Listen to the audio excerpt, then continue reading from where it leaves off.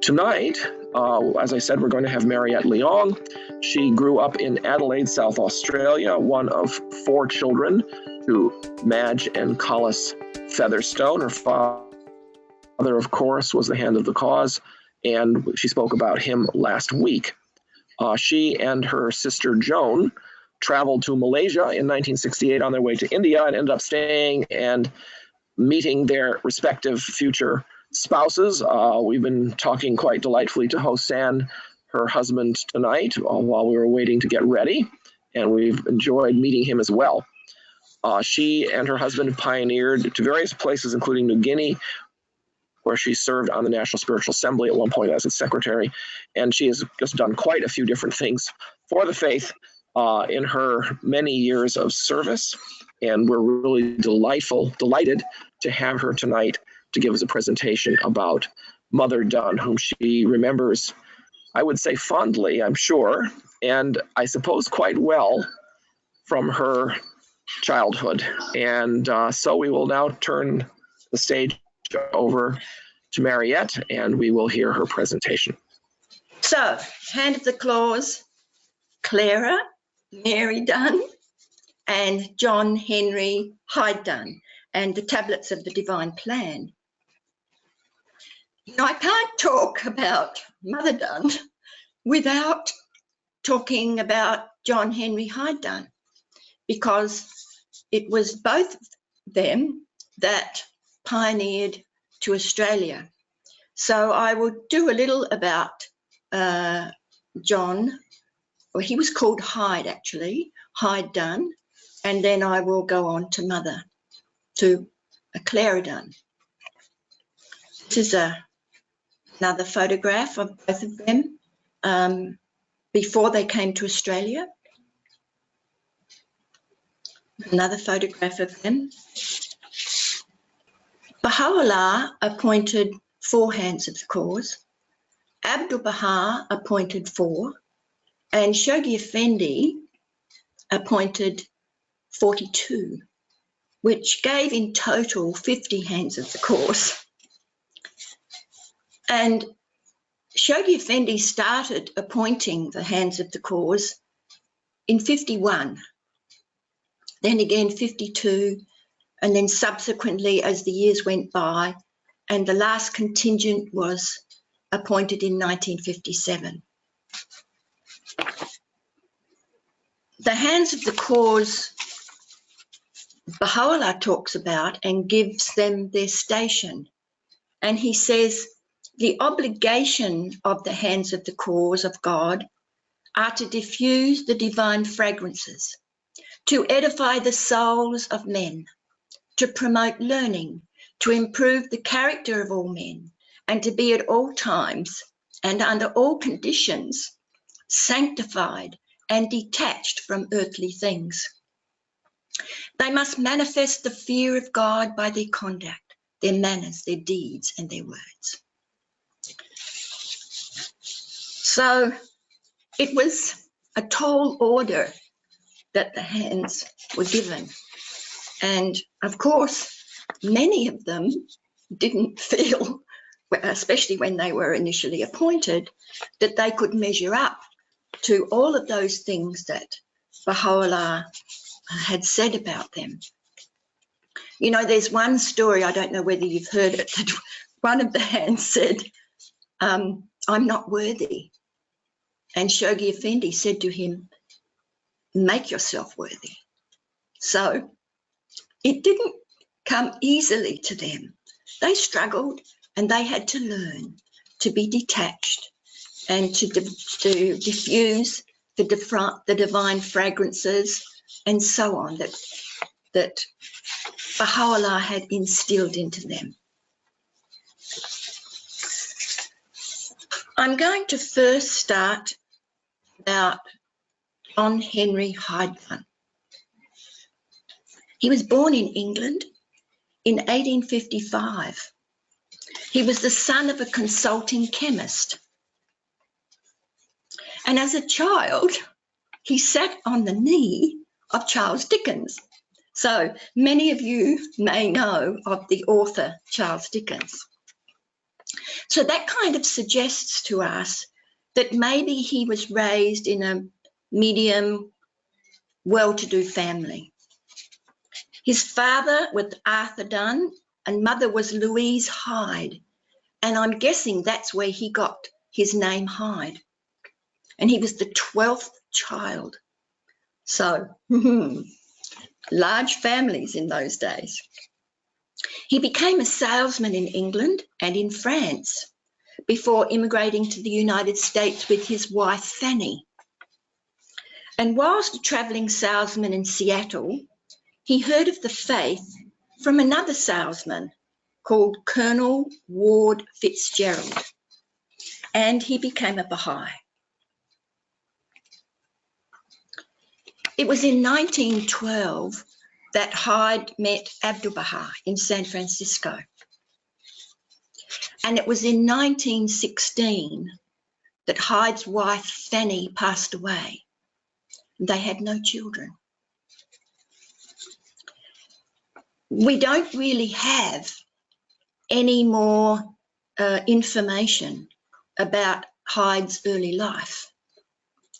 The only information we have is from the time that he met Clara Dunn, and that's what I'll be talking about. So we're now going to move on. Clara Dunn. He was born in England in 1869, and her father's name was Thomas Holder. He was a farmer, a soldier in the Crimean War, and a London policeman at the time that Clara was born. Her mother's name was Maria Holder, née McHugh of Ireland. So she was from Irish background, but she was born in London. The Holder children were Harry, Kate, Walter, Annie, Emily. The sixth child was Clara. Then there was Frederick and Albert, who died in infancy. So coming from another large family. The family immigrated to Canada in 1870, when Clara was just 1 year old. And her father worked in the railway workshop in Allendale. Clara's childhood was marked by poverty and domestic tension. Her father was a Methodist and her mother an Irish Catholic. So there was obviously religious arguing that went on.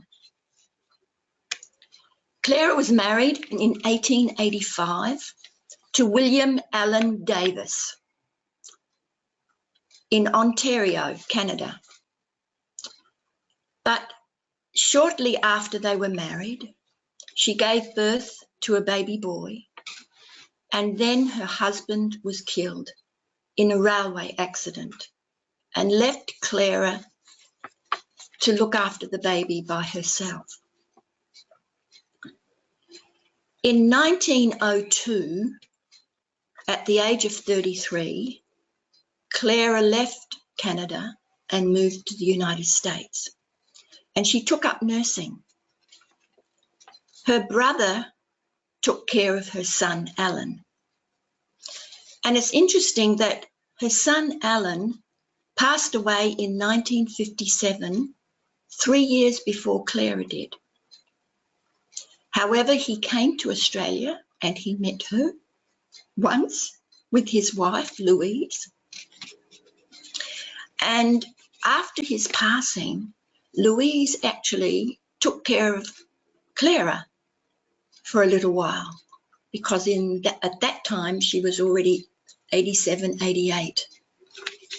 And she helped to care for Clara at that time.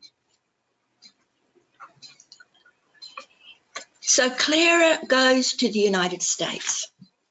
She took up nursing, and in 1907, she met Hyde Dunn when he visited the clinic where she was a nurse. And he asked her if she was interested in spiritual things, because at this time he was already a Baha'i. She said, well, I would be if I knew of any spiritual things. So he invited her to a Baha'i fireside, and she really enjoyed that. And it wasn't long afterwards she became a Baha'i. She was actually struck very much by Hyde Dunn at that time, and she said that she had never seen a man that looked just like him, that had something new in his face, a new light that I didn't know in any other human being. So this is what attracted her to Hyde initially. And then, of course, she went to a series of firesides and she became a Baha'i.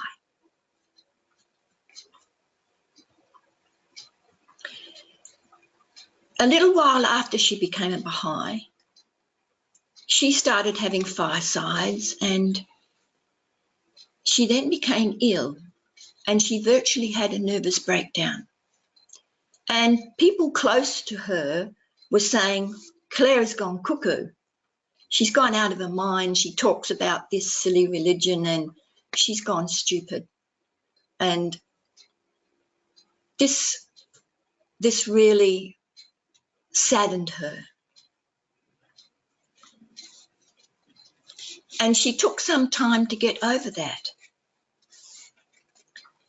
And then in 1912, she was encouraged to go to San Francisco and meet Abdul-Baha. But she didn't have any money to go. And so she thought, well, where am I going to borrow some money that I can afford to go to San Francisco? Because at this time she was living in Seattle, in Washington. So Clara had met a Baha'i woman whose father was Mr. Bailey, who was the mayor of a small town. And his daughter had become a Baha'i. And she had asked Clara if she would invite Mr. Bailey to her firesides to see if she could attract him to the faith so that he also could become a Baha'i. So it was during this time that she was encouraged to go to San Francisco. And she thought, well, what am I going to do? Maybe Mr. Bailey could help me. But you know what had happened? She was a bit embarrassed to go to Mr. Bailey because the last time he'd come to her fireside, he'd proposed to her. And she was very embarrassed, and she said, Mr. Bailey, I could never marry you. And here she was asking him if he could loan her some money. So she picks up enough courage and she goes to the house and she knocks on the door.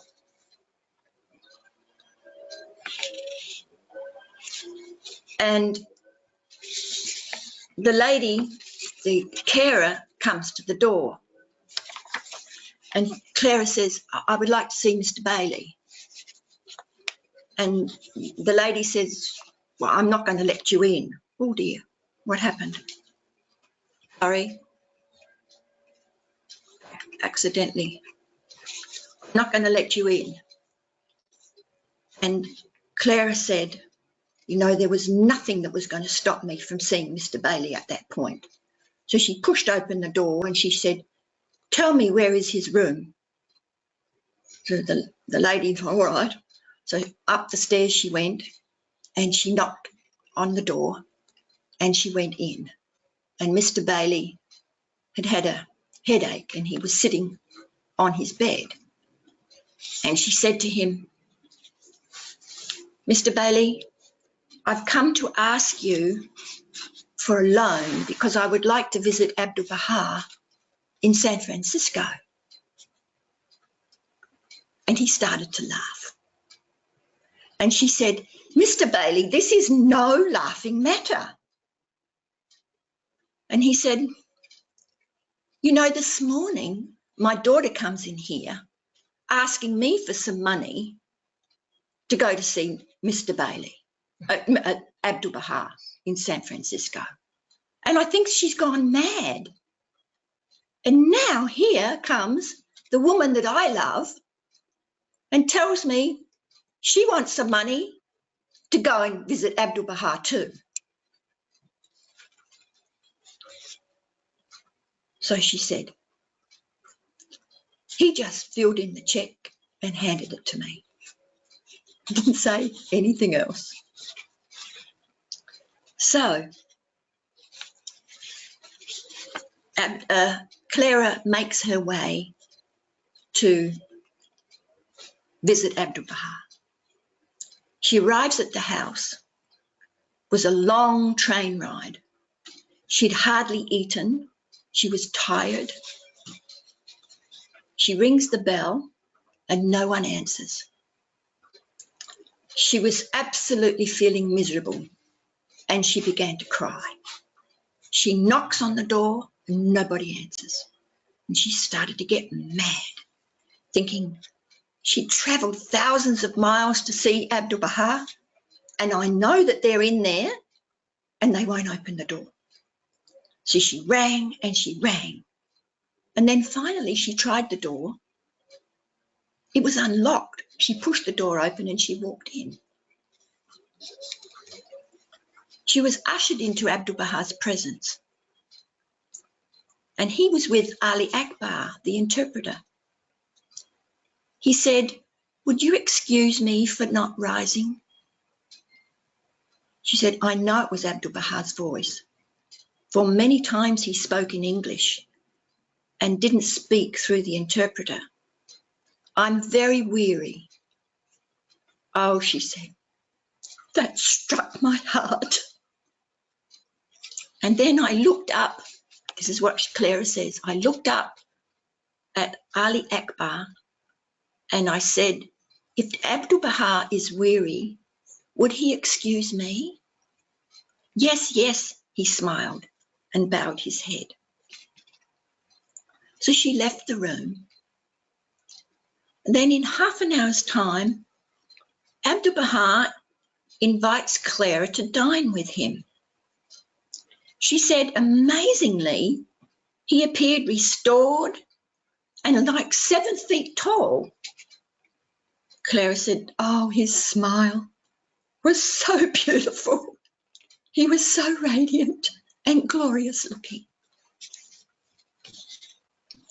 At the dinner table, Abdul-Baha told a story about an old lady who took a duck to the market, proclaiming her duck to be exceptionally large and wonderful. He told the story and he looked at Clara all the while. She realised that he was teaching her a lesson. And she thought, well, when I tell a story, I guess I exaggerate. If God will forgive me, I'll never do it again. After that dinner, Hyde Dunn, who was also there, approached Clara and said to her, I'm so sorry. I was supposed to be on door duty and I was the one who didn't open the door for you. She was mad with him.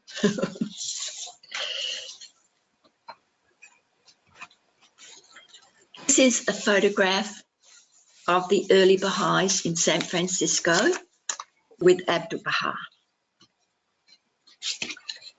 You know, although the amount of time that Hyde and Clara spent with Abdul-Baha was very brief, the impact of his presence and radiant smile remained vivid memories, which they continued to share with others for the rest of their lives. After Abdul-Baha left San Francisco, both Clara and Hyde carried out their activities as Baha'is with new dedication and energy.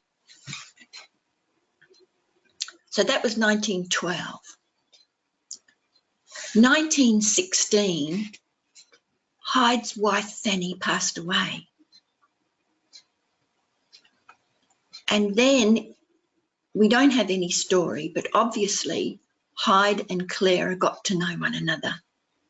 And 16 months later, they were married in San Jose, California, on the 9th of July. Hyde was 62 and Clara was 48.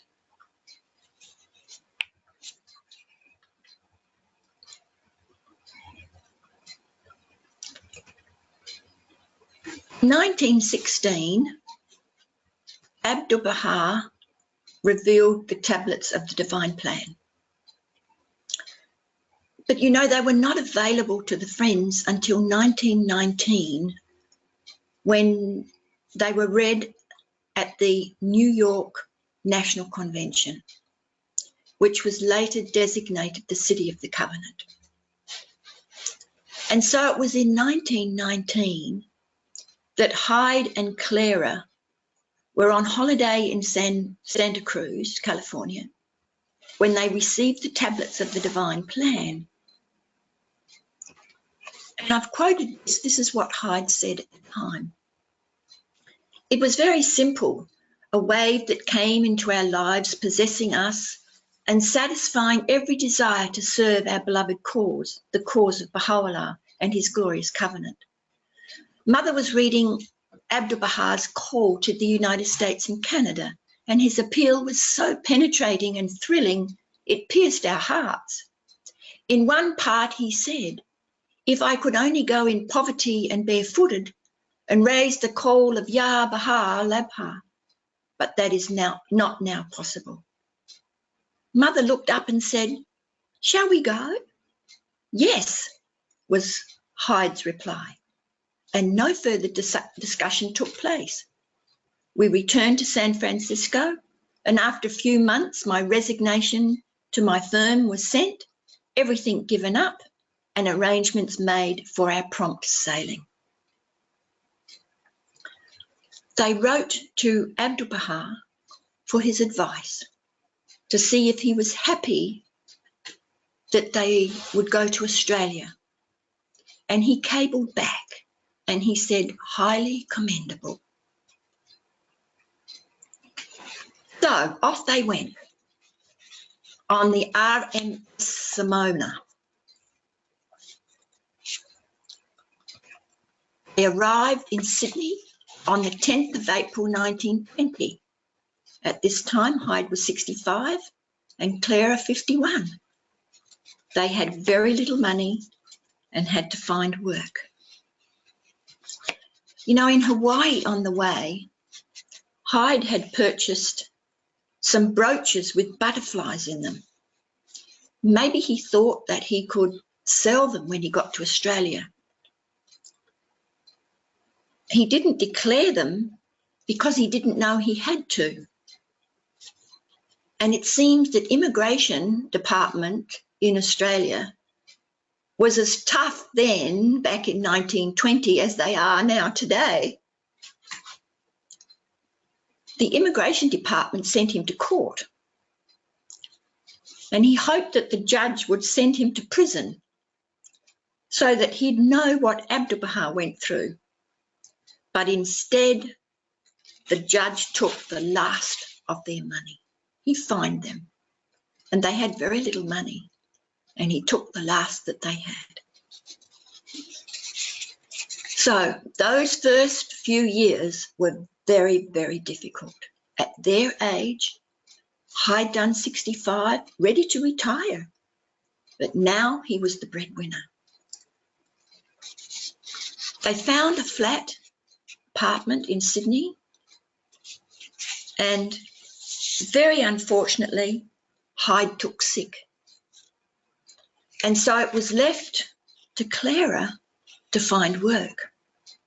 Luckily, she was a nurse and she was able to get work in a doctor's clinic. It took Hyde about 6 months to recover and gain strength from his illness.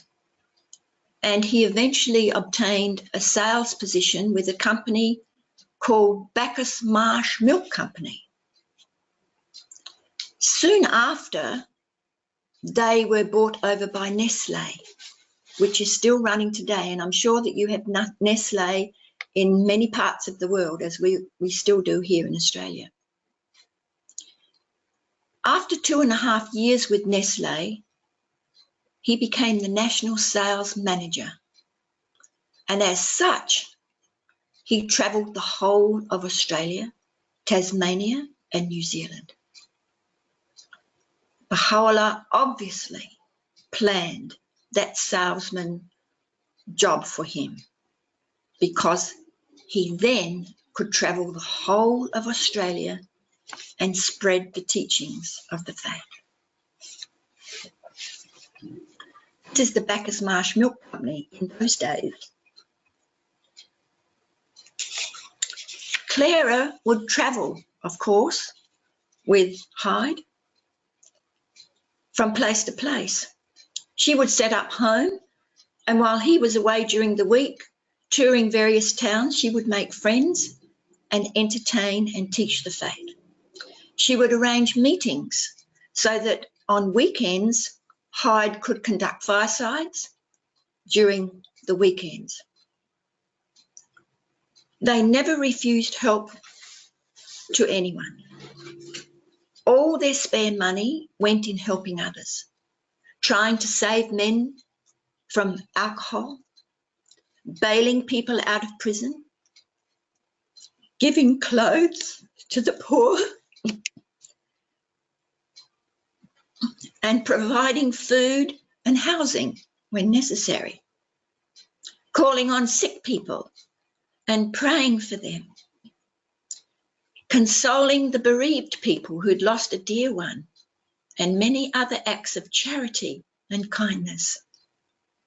This is how they taught the faith of Bahá'u'lláh. Clara possessed a magnetic personality, dressed almost regally, and reflected a wonderful light and sweetness of Holy Spirit. She attracted people to Baha'i meetings. Hyde attracted people through the sweetness of his smile and his kind and gentle manner. He always had a good answer for the seekers' questions. They were a perfect teaching team. When somebody asked the beloved guardian what was the best method of teaching the faith, Shoghi Effendi said, follow the example of the Dunns. So Hyde was visiting Lismore, which is a small country town on the north of New South Wales, up by the Queensland border. He was on a sales trip up there, travelling to all those different areas. And he was staying in the pub, which he did in a lot of places that he went to, because it was the pub in those days that provided the accommodation. And a lot of travelling salesmen would stay at the local hotel. And they were meeting with a group of buddies one night. And Hyde Dunn was talking about the Baha'i principles. And they, of course, became very sceptical, as first listeners are. And they suggested that Hyde should talk to another visiting salesman there. His name was Mr. Whitaker. Oswald Whitaker was an optometrist. And so he was there just like Hyde Dunn was there, selling his wares. And Oswald asked him a question. Can you tell me what is love? If somebody asked you the question, what is love, what would your answer be? I know what my father would say. Jokingly, he told us, love is an itchy feeling you can't scratch. But Hyde Dunn had a more serious answer. He said,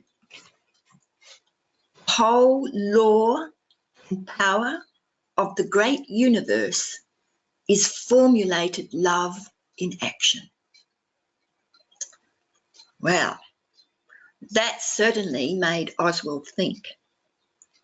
And that was the beginning of his search. A few days later, he became a Baha'i. So he was is the first Baha'i in Australia. This is where he's buried, in Sydney. You know, sometime after the Dunn's arrival in Australia, Clara received a letter from a believer who addressed her as Dear Mother. And when she read the letter, she recalled a dream in which she learned that she would someday be called Mother by many people.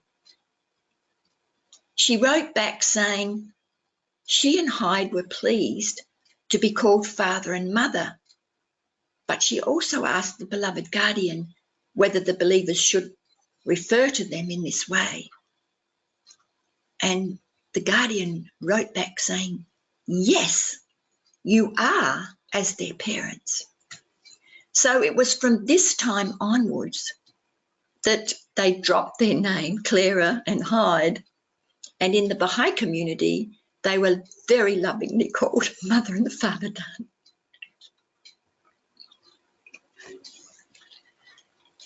The first local spiritual assembly was formed in Melbourne, in Victoria, in 1923, followed by Adelaide and then Sydney. Adelaide in South Australia and Sydney in New South Wales, for those of you who are not familiar with the map of Australia. And the next bit of statistic is very interesting. By July 1923, Hyde Dunn had visited 225 towns in Australia, an average of one new town for each 4.5 days of work. Now, when you look at the map of Australia, Australia is big. Travelling from one town to another was not always a small journey. And then in those days, bus, train, horse and cart, very difficult. But this was the pace that Hyde Dunn displayed in those first few years when he was in Australia, at his age.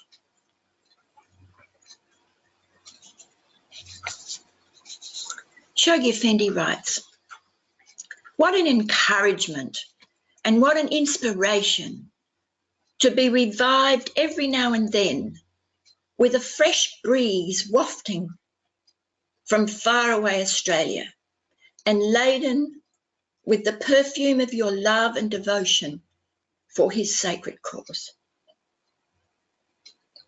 1,000 times well done, my dearly beloved ones. Your warmth, your perseverance, your confidence, your faith will, I'm certain, establish our precious cause in the very heart of that continent, which in future will ring with the greatest name and extol the glorious self-sacrificing labours of you who are the pioneers of his cause in those faraway regions.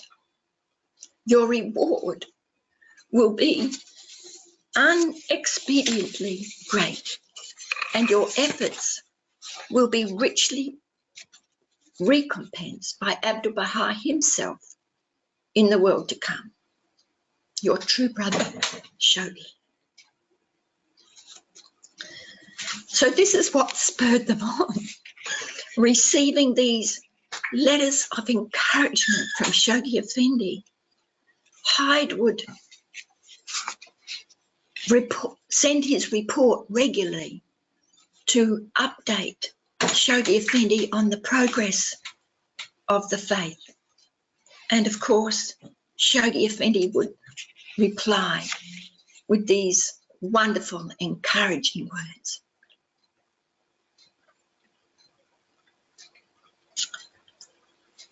Baha'u'lláh watched over our beloved Australian pioneers and assisted them at all times. Spiritually, they were always happy. They were sad. It was because they thought they had failed in some of their sacred tasks entrusted to them.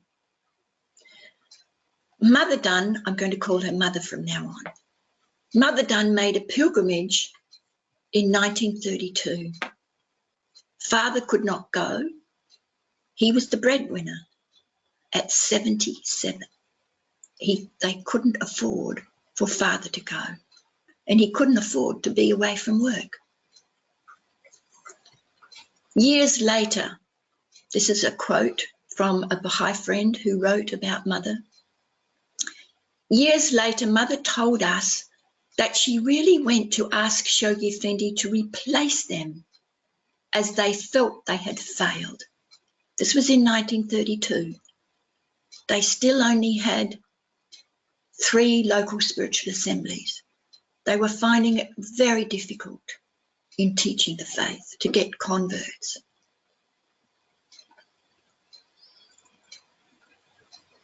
And she said she was sitting with Shoghi Effendi.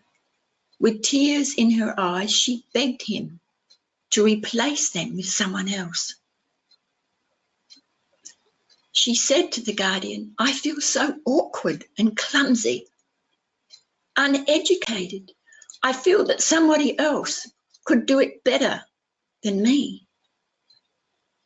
The beloved guardian looked at her, put his hand lovingly over hers. Looking deep into her eyes, he said, "Go back to Australia and form the National Spiritual Assembly. Remember Peter the fisherman? He could neither read nor write and did not even know the days of the week." So Mother returned from pilgrimage and with new courage and spirit.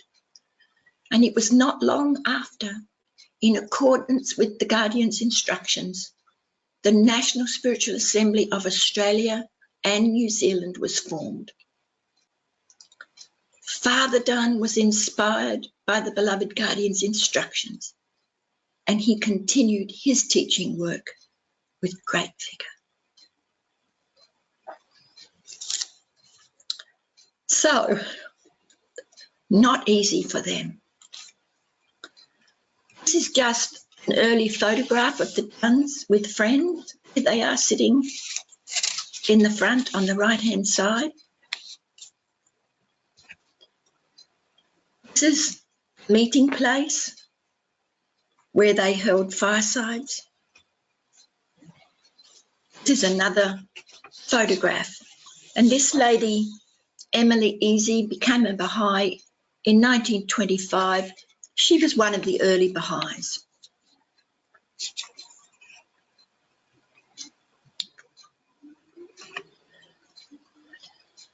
This is a family photograph of the Dunns with Stanley and Mariette Bolton and their 3 children, who were Americans who came to Australia. He was a chiropractor, and they heard of the faith from the Dunns.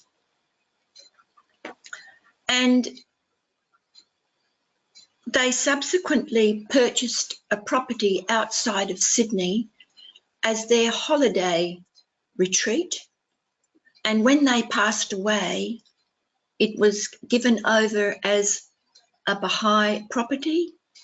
And during their lifetime also, from 1938 onwards, that's where the summer schools, the Yerumbal summer schools were held at that time at their property.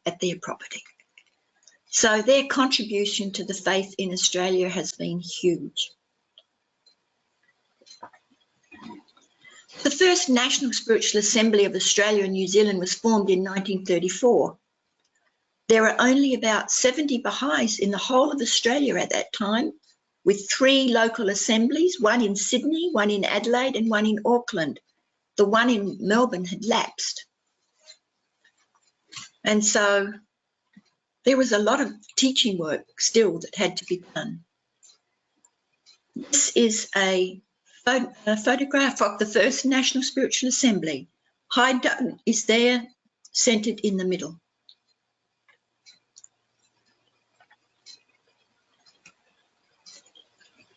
First Hazrat al-Quds was made available 21st May 1944 at 2 Lane Road, Paddington, Sydney. And this became, of course, the hub of all community activities. Hyde Dunn passed away on the 17th of February 1941 at the age of 86. He was appointed a Hand of the Cause posthumously by the beloved Guardian in 1952. And shortly after the funeral of Hyde Dunn, the Guardian praised Clara's courage, saying that he was pleased she had accepted Hyde's passing in such a noble and exemplary Baha'i spirit. You know, Shoghi Effendi sent a message regarding Hyde Dunn. The community of the most great name in these far-off islands have lost a great leader, a stalwart upholder of the New World Order of Bahá'u'lláh. The influence he's exercised will, however, continue to live, and the example he has set will inspire the rising generation to perform deeds as great and brilliant as those which will ever remain associated with his name. Our dear friend, Mr. Hyde Dunn, will, from his exalted station, intercede on your behalf, and you should, on your part, strive to emulate one whom Baha'i historians will recognise and acclaim as Australia's spiritual conqueror. I will pray for his dear spiritual children from the depths of my heart.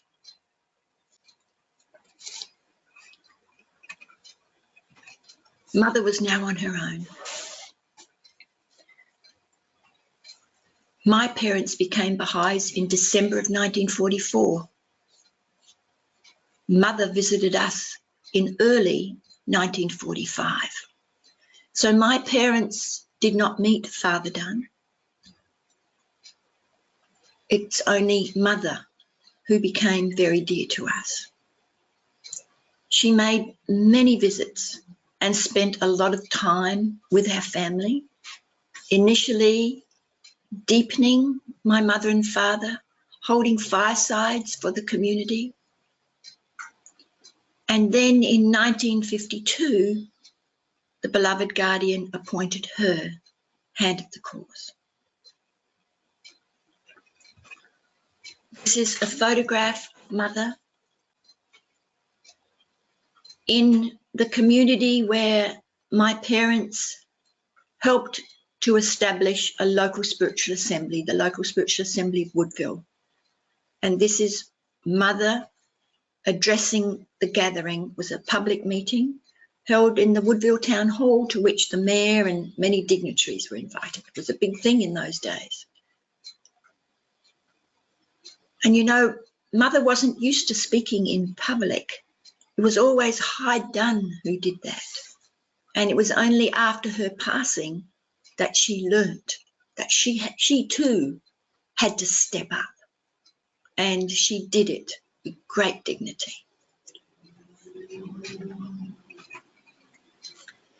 Here we are with the Dunns growing up, the family. That's my mother and father on the left with my two of my sisters there, or three of my sisters. That was before I came along. Then here we are. I'm sitting on mother's lap there. This is such a cute photo. This is taken, I'm the little one. We were playing dress-ups, and there's Mother Dunn. She's looking at me at that particular time. That was taken in our front garden. Here she is when my brother came along. There she is in our home, giving my brother the bottle. I remember that occasion. I was about 8 years of age at that time, and my mother was cooking dinner, and the baby needed to be fed. And so my mum asked, "Mother, would you like to feed the baby?" Of course, she adored to feed him. So that was in 1954, when he was just a baby.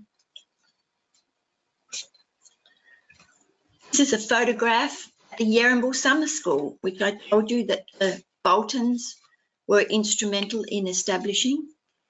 And there we are with Mother, and I'm the little girl in the front. My three sisters are behind Mother there.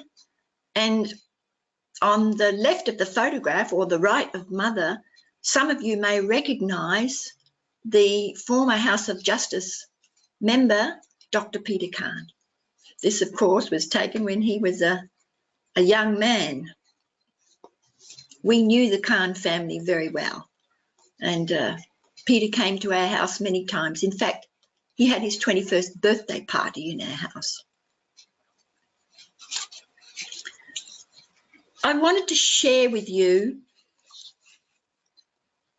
you know, as time went by, my father became a National Spiritual Assembly member. And when that happened, he would travel from Adelaide into Sydney for NSA meetings. At that time, Mother was staying at the Hazaraddle Courts, because there was a flat on the side, which was her little flat. And so every time my father went for NSA meeting, he would see Mother. And she would often send us gifts. And I received many gifts from her. And I would send back many gifts. She loved black jelly beans. Do you know what black jelly beans are?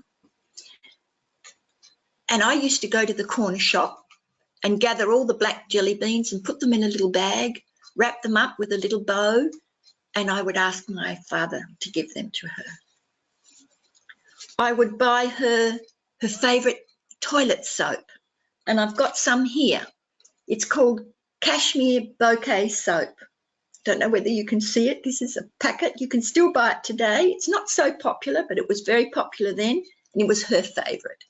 So I used to buy her the Cashmere Bouquet Soap, and that was the little gift. I would buy these things out of my pocket money. And so Mother would lovingly send us gifts back. One time she sent me a handkerchief, and here's the handkerchief that I've kept all these years. Another time she gave me a shawl. This was a red and green shawl that she always knitted, and she handed them out for the friends. She knitted this one and she gave this one to me, and they were always red and green. And she would always ask the friends, "You know why I knitted it red and green? Can you guess?" Green for the station of the Bab, for his lineage, and red for martyrdom.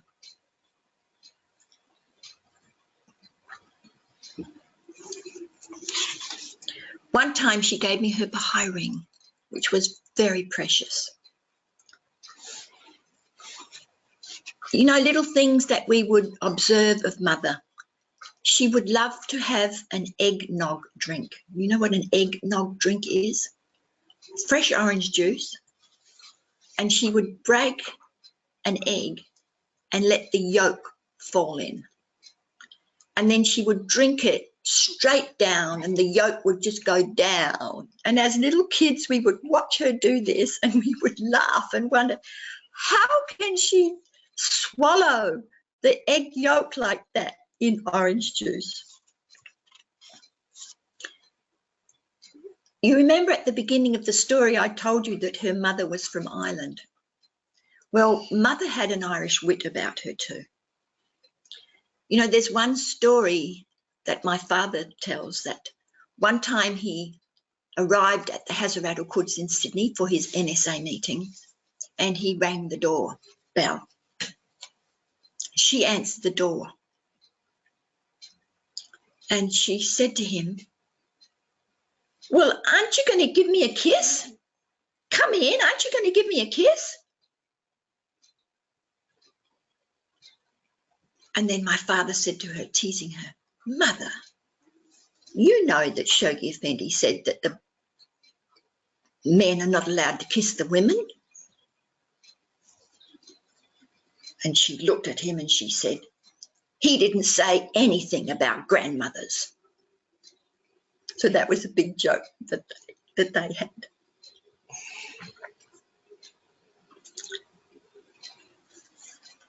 When we were driving with Mother in the car, and my father was very obedient, he would go the speed limit.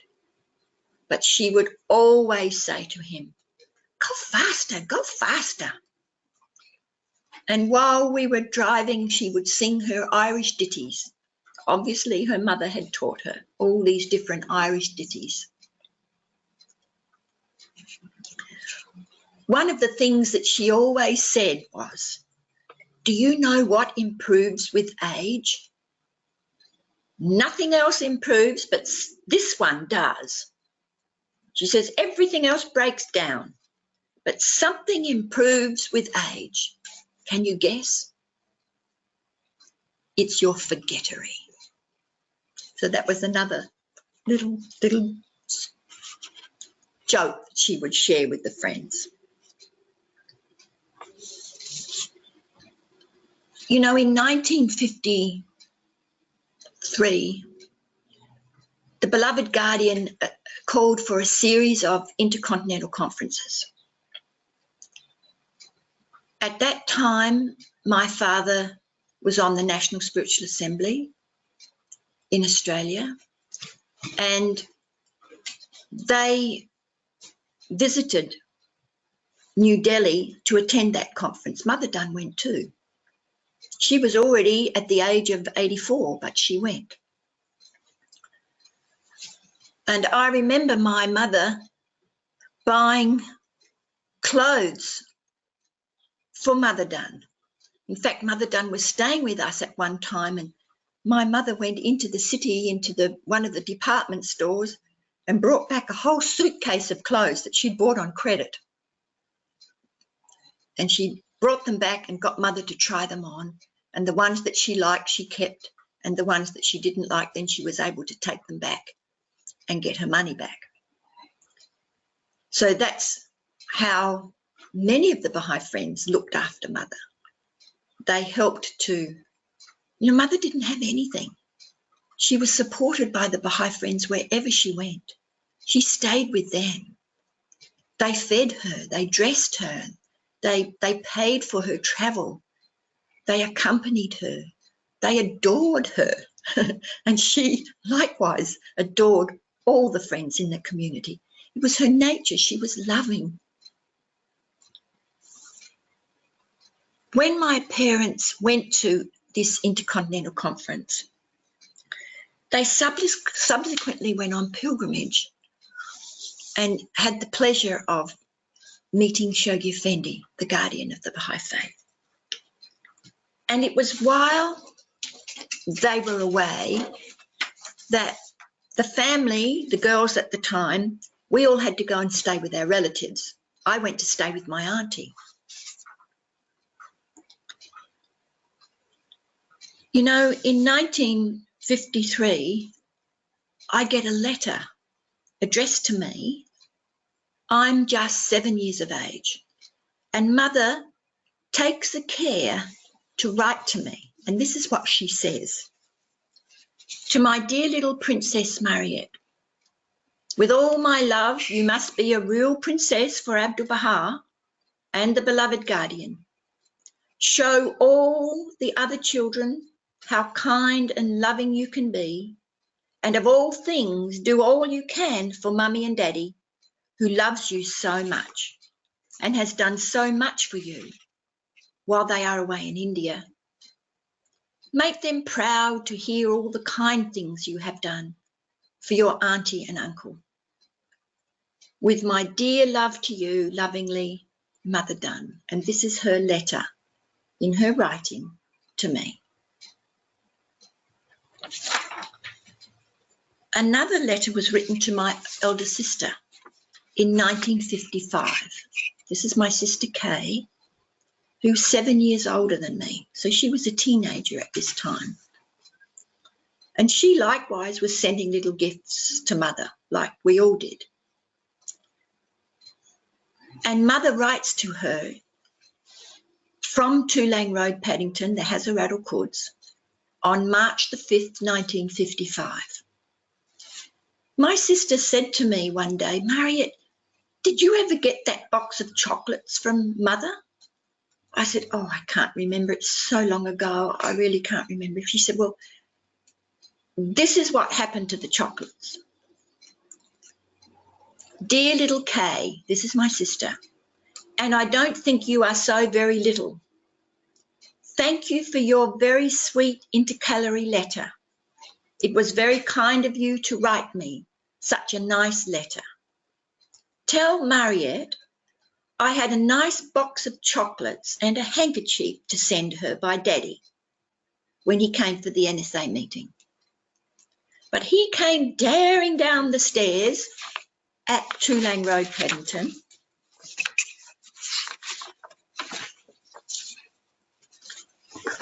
because he thought he would miss his plane to go to the airport, that he put everything out of my head. And now I will enclose the hanky, but the chocolates, I'm afraid, listen to this one, I ate them myself. That's Mother's wit for you. That's what happened to my chocolates.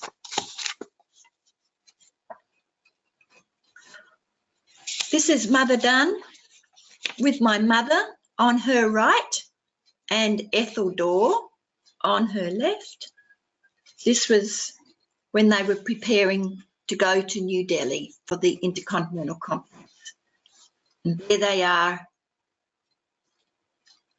Ethel Dorr, this lady, she was like the companion for Mother to go to that conference.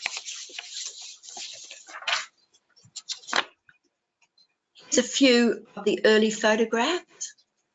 Mother Dunn with some of the Baha'i friends at that time.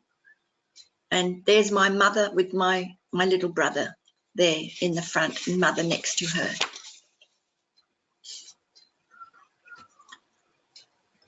This is another one taken at Hazzarattle Kud, and there's some other friends with her.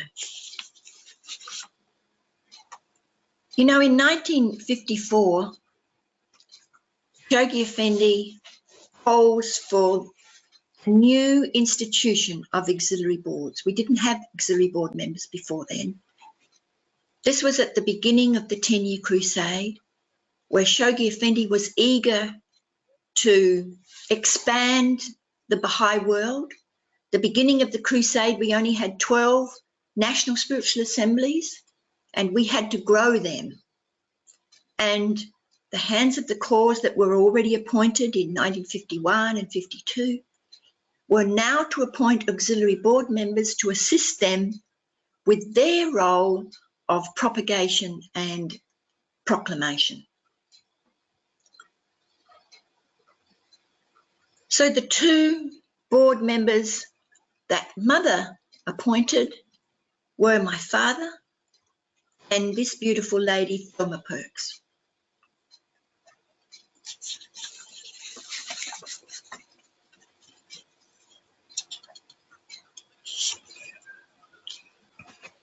You know, at the end of the New Crusade, the National Spiritual Assemblies had grown from 12 to 56. And it was due to a huge degree to the teaching work of the Hands of the Cause and the auxiliary board members at that time, opening up new areas, encouraging the formation of local spiritual assemblies, and then encouraging the formation of national spiritual assemblies to bring those national spiritual assemblies up to 56. And of course, as you know, in 1957, the last contingent of hands were appointed, and it was at that time that my father was appointed. There was also an Intercontinental Conference held in Sydney in 1958. Mother Dunn is there, together with 4 other Hands of the Cause. Hand of the Cause, Agnes Alexander, you will see her sitting there, kind of in the middle. My father, Mason Remy, who was at that time the representative of the Guardian, because you know, the Guardian had passed away in 1957, but he already planned ahead. He had already planned who were to represent him at these various intercontinental conferences. And that's how Hand of the Cause Mason Remy was the Guardian's representative at that Intercontinental Conference in Sydney. So he's there with Agnes Alexander, Mother Dunn, and then Mr. Cardem. They were the 5 hands at that time.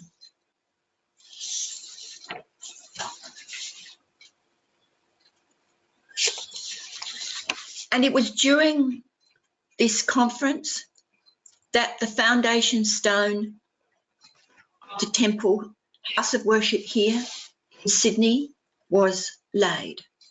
And it was the request of the beloved Guardian that Mother place sacred earth from the most holy shrine and plaster from the castle of Marcoux in the foundation of the house of worship. So this is a photograph of her.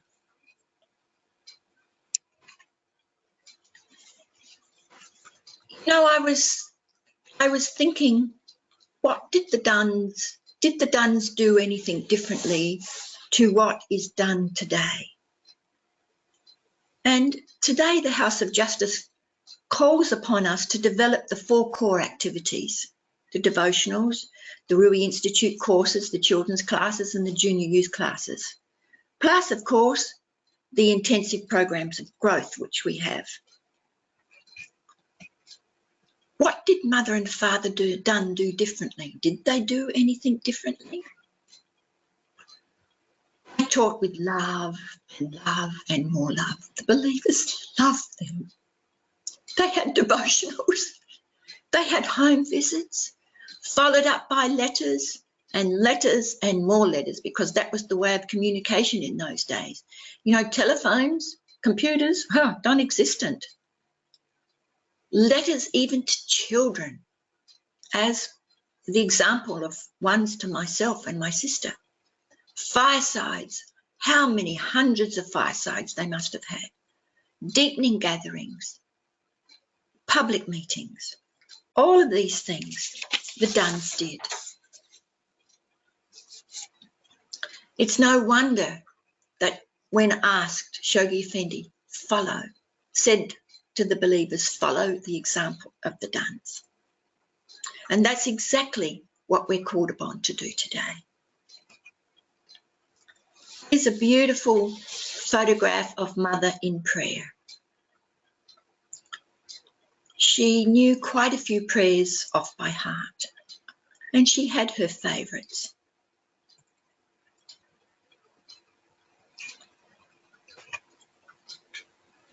John Henry Hyde Dunn and Clara Dunn, husband and wife, both hands of the cause of God, pioneers to the continent of Australia, now rest side by side at the Warrenorma Cemetery, Sutherland, in Sydney.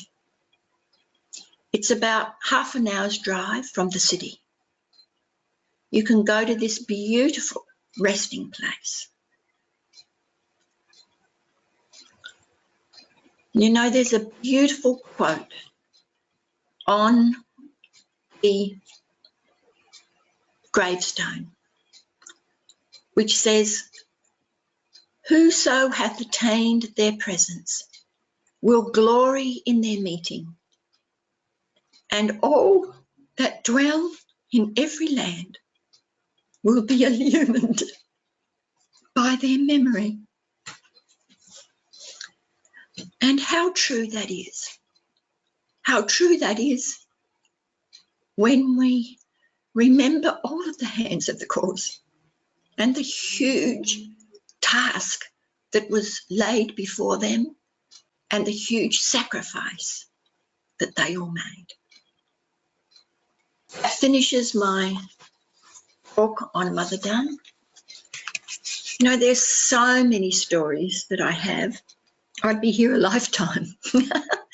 But I tried to think of the most relevant to give you an overview. And of course, there's no way that you can leave Father Dunn out of the story. So thank you very much. Thank you so much, Mariette.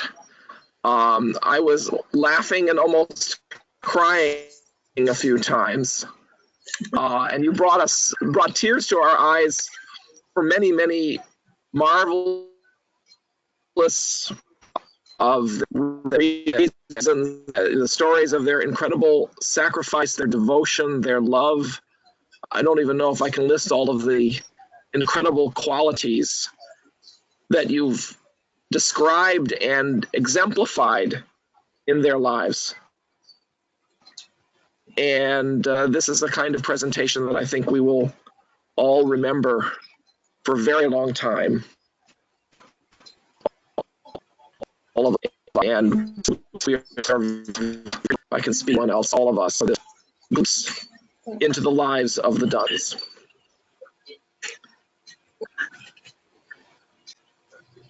I do have a question for you. Yes. I almost hesitate to ask this. So when you went to New Guinea as a pioneer, yes, and you had a whole of in the background, how did you do it? What did you do? I mean, how you must have felt overwhelmed by the obligations, responsibilities of pioneering in Papua New Guinea.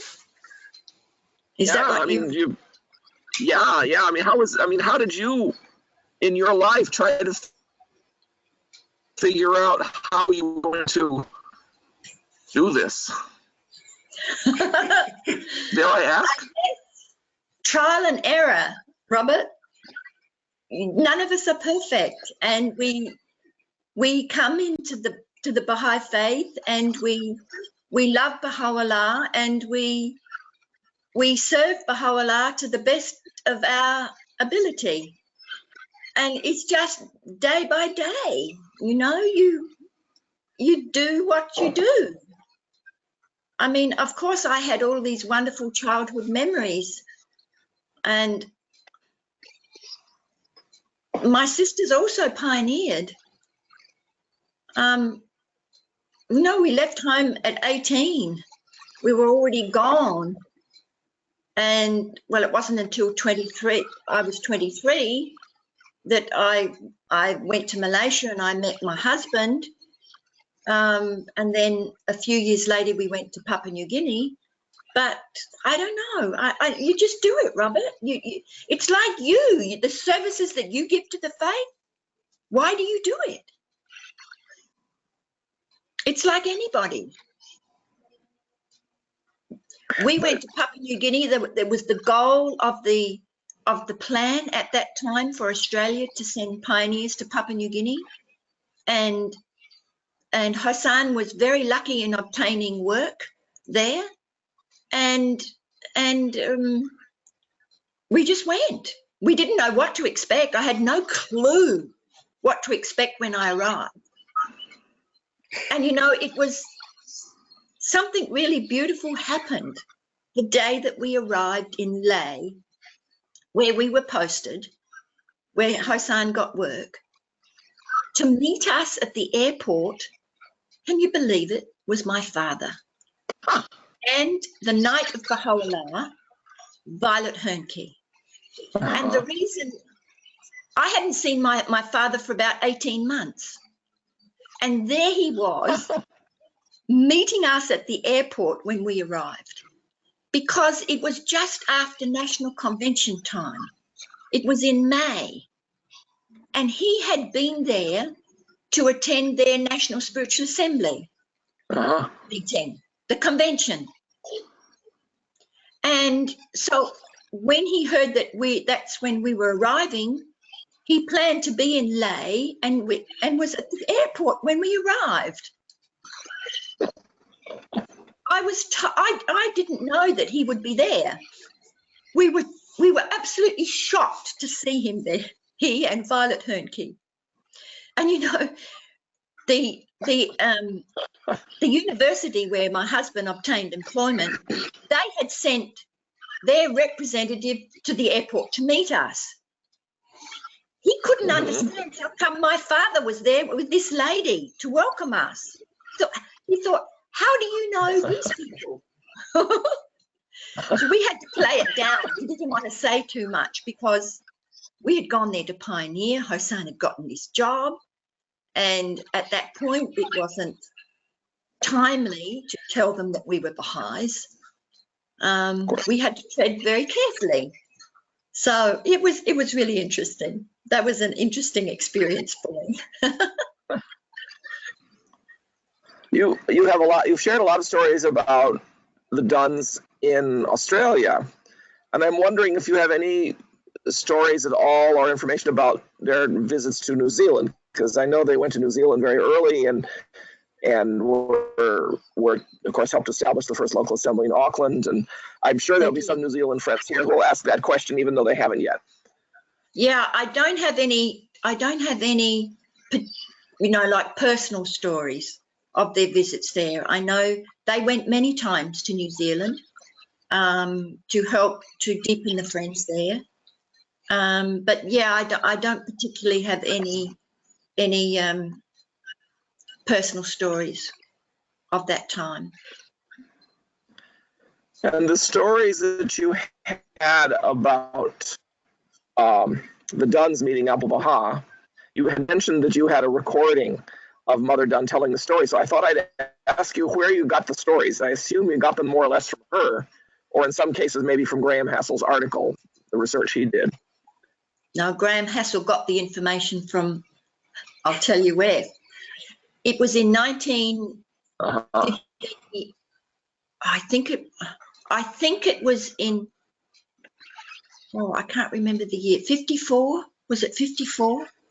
Mother was, yes, I think it was around 54, late 54, that Mother was visiting with us.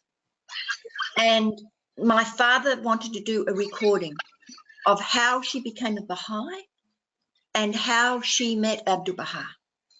So in those days, it was done on tape recorder, the old-fashioned tape recorder. And I remember them doing it. I was about 7, I would have been 8 years of age. That would be about right. Because I remember going up into the lounge room. They were up there for a long time and Mother was telling this story and I kept on walking in and out. And every time I walked in and out, the door squeaked. So on the original tape, you can actually hear our front door squeaking every time I went in to disturb them. But my father then was asking, because Mother was already 84 at that time, 84, 85. And my father knew that if he was going to get any story from Mother, he had to get it very soon, because otherwise her forgettery was improving. And yes, it wouldn't be easy So the opportunity came and he taped her. And so many of those stories are taken from that tape. That tape went off to the House of Justice. They have that tape.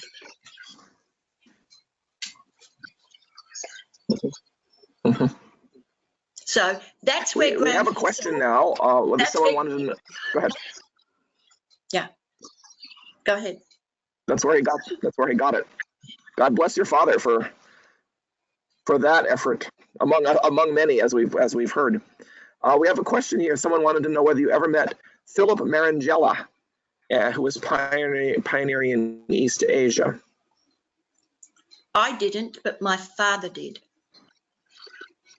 Mm-hmm. Yes. But I personally don't know anything about him. I know the name. You know, one thing I can tell you too is an interesting story, is that when we were growing up, and from like 54, 55, 56, quite a few of the Hands of the Cause visited us in Australia. And many of them came to our home. And some of them stayed with us. I remember Bill Sears staying with us for some time.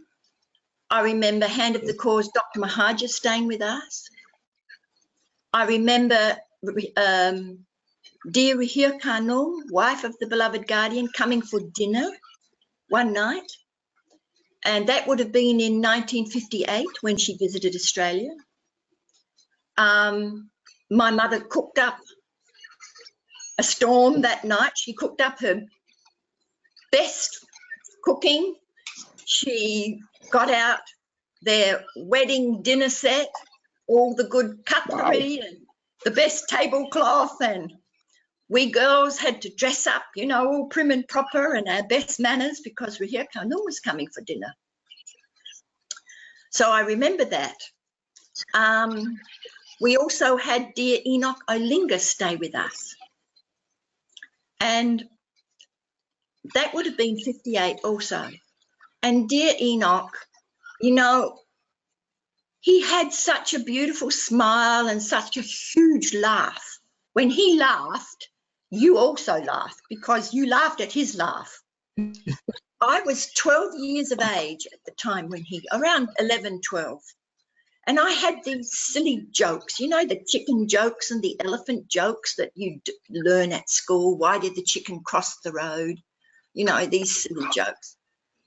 I would ask Enoch at the dinner table if he knew why did the chicken cross the road.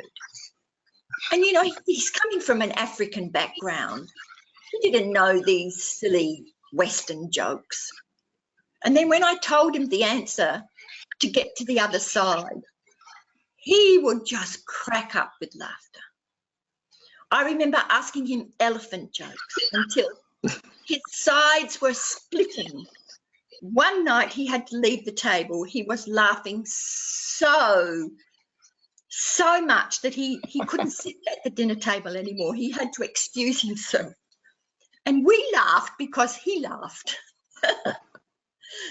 And for every year, you know, the Hands of the Cause met in Haifa every year until 1963 at the conclave of the Hands of the Cause. And when my father and Enoch met each other each year, Enoch would always, with outstretched arms, embrace my father and say, why? And then they would laugh together. And that referred to why did the chicken cross the road? Why did the elephant do this or what? He remembered that very happy time as a family that we spent together. Well, you have a question. Actually, this is a comment from Everly Heath. Was so enthralled with your story, nearly forgot to get out of bed to have my water before sunrise. Oh, She must be located in a place near the sunrise line. I fondly remember taking the Featherstones to Victoria Falls, the Featherstones of Victoria Falls when they came to visit us in Bulawayo, Zimbabwe. Everly Heath. Oh, that's lovely. Well, I'm sorry you So that missed was- your drink of water. And then she almost missed it. She almost missed it. I think she's probably got her water safely before the Oh, sun great. started her fast for her. And Paul asks this question: do you have any memories about Keith Ransom Keeler from Mother Dunn? No, I don't. Probably.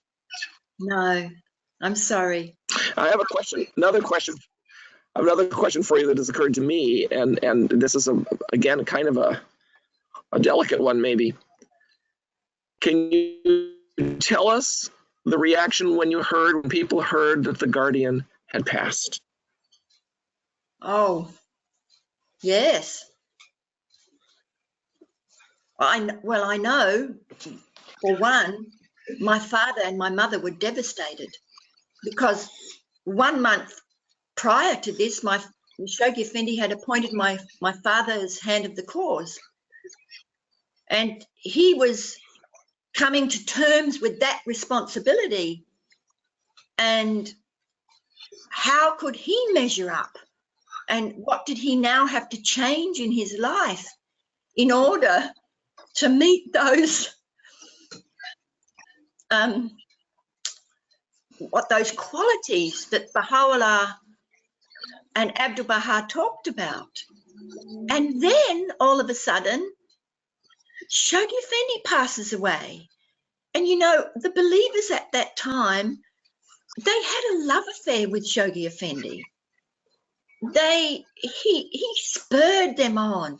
You know, when you go back and read the early messages of the 10-year crusade, he so lovingly spurred the communities on to achieve and congratulate them on their efforts, and spurred them on to do greater heights of service. And they certainly were. And then all of a sudden, for him to be gone, it was devastating. Baha'i communities around the world, I'm sure, just fell apart when they heard that news. And of course, Rahia Khanum, oh my goodness. However she got through those early days, just monumental. And then just in the November of that year, all the hands of the cause come together in the Holy Land to see if beloved Shoghi Effendi had left a will and testament. And 4 of the hands were appointed to go to his room to see if they could find anything like a will and testament. And they came back empty-handed. So they then had to sit down and consult. No will and testament? What does this mean? They had to go back to the will and testament of Abdul-Baha and study it. What did Abdul-Baha say now? And then slowly they came to terms, and they knew that Shoghi Effendi had given the 10-year crusade. He had, in the last message, he'd called the hands of the cause the Chief stewards. The chief stewards, that's the one I was looking for. The chief stewards of the embryonic world order. And you know what they did? They looked up the dictionary to get the full meaning of chief steward. And they realized that the chief steward, when the captain of the ship is not available for one reason or another, the chief steward takes over. And so these chief stewards realized they now had to take over. And they had to steer the Baha'i world to the end of the 10-year crusade, to fill those goals which Shoghi Effendi had given all the national spiritual assemblies and all the countries, and then to prepare for the universal election of the Universal House of Justice. And that's exactly what they did. That's exactly what they did. It was a mighty task. Yeah. Yep. Sue Emmel says that she wonders whether each hand of the cause was endowed with at least one special virtue for the edification of humanity. And if that is the case, what would you say were the outstanding virtues of Father and Mother Dunn? Oh, self-sacrifice, number one. Remember what Mother Dunn said to Chogi Effendi? I'm not good enough. I don't feel educated enough. She wasn't an educated woman. She was a very simple, came from a very poor background, a broken family background, you know. And then she lost her husband at a very early age. She was just 18 or 19. And she had a baby and lost her husband. It must have really knocked her confidence. And then she had to give up her baby because she couldn't take care of him. And so her brother took care of her baby. She never wanted to talk about that. She was heartbroken. And you know, it was my father who eventually found him, made contact with him, and invited him to come to Australia to meet Mother, which he did. He did a couple of times. And then it was in 1957 he passed away, and then his wife, his dear wife Louise, came and nursed Mother. That must have pleased her so much because she never really knew her son. Yeah. Why did she end up in a mental institution? She had a nervous breakdown. She'd given up her child. She never wanted to talk about it. My father, when he was doing that tape on her, he tried to ask her. She wouldn't go there. They were sad years, very sad years for her. So suffering, you know. You look at many of the hands, they suffered. And it didn't come easily to them. They had to learn how to be a Baha'i. They had to learn how to be detached from all things. And you know, in the end, they didn't care about material possessions. You read about the life of Dr. Mahaja.